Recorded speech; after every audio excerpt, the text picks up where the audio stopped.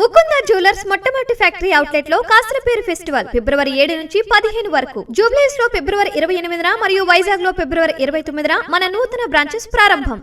పురపోరుపై ఉత్కంఠకు ఇవాళ తెరపడనుంది. కాసేపట్లో ఓట్ల లెక్కింపు ప్రారంభం కానుంది.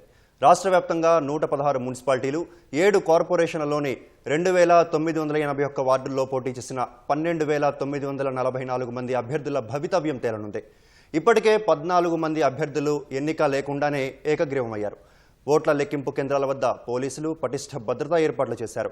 ఈ నెల 16న మున్సిపల్ చైర్మన్లు, వైస్ చైర్మన్లు, కార్పొరేషన్ల మేయర్లు, డిప్యూటీ మేయర్ల ఎన్నిక జరగనుంది.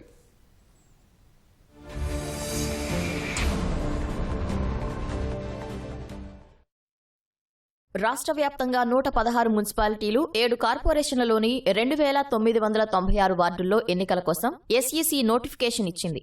9 మున్సిపాలిటీల్లో 12 వార్డులు, 2 కార్పొరేషన్లలో 2 డివిజన్ల ఎన్నిక ఏకగ్రీవమైంది.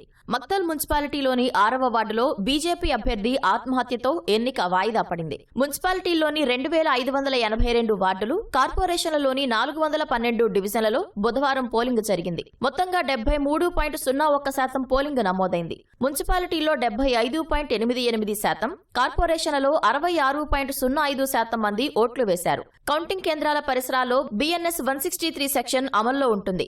కౌంటింగ్ సూపర్వైజర్లు, అసిస్టెంట్లు, అభ్యర్థులు, వారి ఏజెంట్లకు మాత్రమే ఓట్ల లెక్కింపు కేంద్రాల్లోకి అనుమతి ఉంటుంది. మొబైల్ ఫోన్లు, ఇతర ఎలక్ట్రానిక్ వస్తువులకు అనుమతి లేదు. తొలుత పోస్టల్ బ్యాలెట్లను, ఆ తర్వాత బ్యాలెట్ బాక్సుల్లోని ఓట్ల లెక్కింపు మొదలుపెట్టి ఫలితాలను వెల్లడిస్తారు.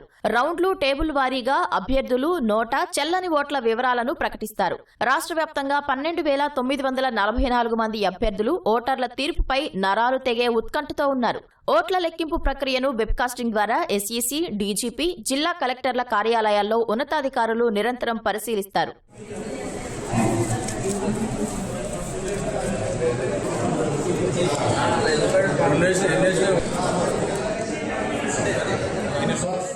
ఏకగ్రీవ ఎన్నికల్లో కాంగ్రెస్ పార్టీదే పైచేయిగా నిలిచింది. 9 మున్సిపాలిటీలు, 2 కార్పొరేషన్లు కలిపి 14 మంది అభ్యర్థులు ఏకగ్రీవంగా ఎన్నికయ్యారు. 12 మంది కాంగ్రెస్, 2 బీఆర్ఎస్ అభ్యర్థులు ఏకగ్రీవాలు సాధించారు. కోదాడ మున్సిపాలిటీలో 3, వికారాబాద్లో 2 ఎన్నిక లేకుండానే కౌన్సిలర్లయ్యారు. మహబూబ్ నగర్, కరీంనగర్ కార్పొరేషన్లలో ఒక్కొక్కరు చొప్పున ఏకగ్రీవమయ్యారు.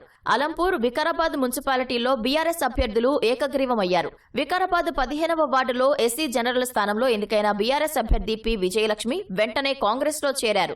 అలంపూర్ 10వ వార్డులో బీఆర్ఎస్ అభ్యర్థి పి విక్రమ్ ఏకగ్రీవంగా ఎన్నికయ్యారు. చౌటుప్పల్ 17వ వార్డులో చింతల ఉమామహేశ్వరి, ఏదులాపురం 15వ వార్డులో మంగతాయి, హాలియా 10వ వార్డులో చంద్రకళ, హుజూర్ నగర్ 3వ వార్డులో నాగలక్ష్మి కాంగ్రెస్ నుంచి ఏకగ్రీవమయ్యారు. కోదాడలోని 11, 21, 31 వార్డుల్లో కాంగ్రెస్ అభ్యర్థులు దేవరపల్లి మల్లేశ్వరి, కట్టెబోయిన జ్యోతి, ఎర్నేని కుసుమకుమారి ఎన్నిక లేకుండా కౌన్సిలర్లయ్యారు. కాంగ్రెస్ అభ్యర్థులు మెదక్ 32 వార్డులో జి మానస, వికారాబాద్ 1వ వార్డులో పటోళ్ల అనంతరెడ్డి, యాదగిరిగుట్ట 10వ వార్డులో గుండ్లపల్లి వాణి విజయం సాధించారు. కాంగ్రెస్ అభ్యర్థులు మహబూబ్ నగర్ కార్పొరేషన్ 58వ డివిజన్లో బి రమాదేవి, రామగుండం కార్పొరేషన్లోని 1వ వార్డులో ఎం విజయ గెలిచారు.